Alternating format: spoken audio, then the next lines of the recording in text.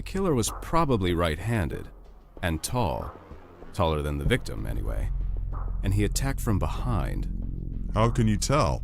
Partly by the wound. See? The cut is angled upwards and goes from left to right, caused by a serrated blade. There are no cuts on the victim's arms, so he wasn't trying to defend himself from a frontal attack. Also, the blood spatter goes forwards from the body, and it's uninterrupted.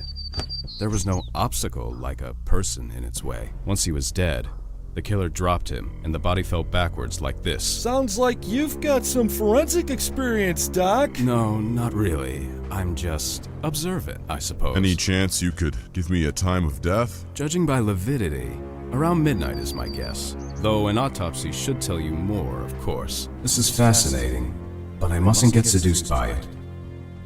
Time to extricate myself. Well, thanks for that, Doc. At least it gives me something to work on. Happy to help, but can I go now? I mean, could you give me a ride home again? Dr. Vanderspiegel, I presume? The police told me they were hoping to enlist your help.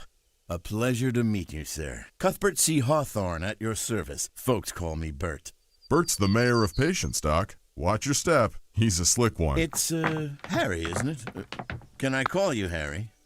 Yes, of course. Doc Hodges' passing is a sad loss for our little community. A good man. He'll be sorely missed, but he's left us in something of a bind. It'll probably take months to replace him. Meanwhile, all I've been able to rustle up in the way of temporary help is some snot-nosed kid who's practically an intern, and even he can't get here till next week. Oh, so... No, please, I couldn't possibly. I mean, I'm a specialist. I've never been in general practice. I mean, I'm not good with people. Oh, the nurses will help you with that, and it's only for a week or so. And besides, I have all my own work to do. Oh, you'll be generously paid. Harry, do I really have to bring up your Hippocratic oath? The people of this town get sick and have accidents and babies, and right now they need you. What do you say? What can I say? This just gets worse and worse. All right, I'll do it, but only for a week. He said yes, boys! Told you he was slick, Doc. That's it? Uh-huh. One of Hodges' own instruments. Found it in the bushes an hour ago, a half-mile from the scene. My guess is the killer got into the house, Hodges found the back door open, and went out onto the porch to investigate, and the killer followed him out there. Was anything stolen? Yeah, nurses are still doing an inventory, but it looks like a whole bunch of pills are missing. Could be the thief panicked when he saw Hodges. Is there any prints on that thing? Hope so. Lab's picking it up anytime now. Well, that's something. I just hope you solve this one before we end up with a third body on our hands, Mike. No, there's only been one other killing. Walter Mayhew was an accident. He got himself blind dog wasted on homemade hooch and fell on a scythe. End of story. Fell on a scythe? You still buy that? Even after Hodges? We found Walter's jug, and the stuff inside would have poleaxed a grizzly. Accident. That's my official line on the matter, Bert, and you better play along. Because if the press starts thinking we've got a serial killer on our hands, you can kiss the tourist season goodbye. Maybe next year's too. Plus, we'd have the feds crawling all over us. And I, for one, don't need the grief. Okay, I take your point. Funeral's tomorrow at 1. You'll be there, I presume. Of course. What about Vanderspiegel? You broken the bad news yet? No, and I'm not looking forward to it either. It's been 4 days now, and Bert seems to be avoiding my calls.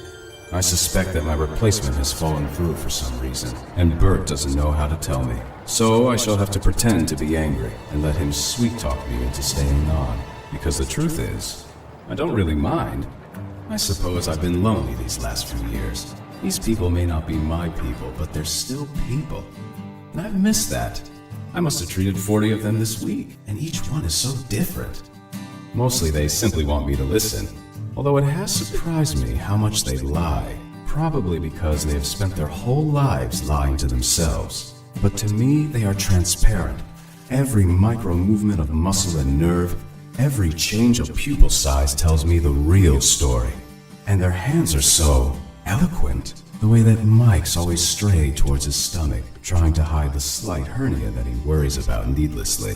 While the slight abrasions on Bert's wrist speak volumes about his fondness for mild bondage. All their little secrets are an open book.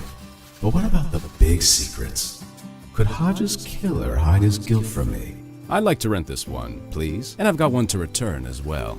You sure like your murder mysteries, don't you, Doc? Yes, I always like to try to work out who the killer is.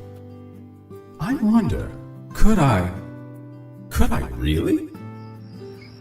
I shouldn't get involved. Too risky. Although, I probably have been too cautious. In training, they told me that my mental powers simply wouldn't work on some humans. That they'd see me as I really am. But the estimate was very low. Just 1 in a million. So the odds of one of them turning up here must be... Freeze! Right there! Come 1 step closer and I'll blow your freaking head off! I mean it!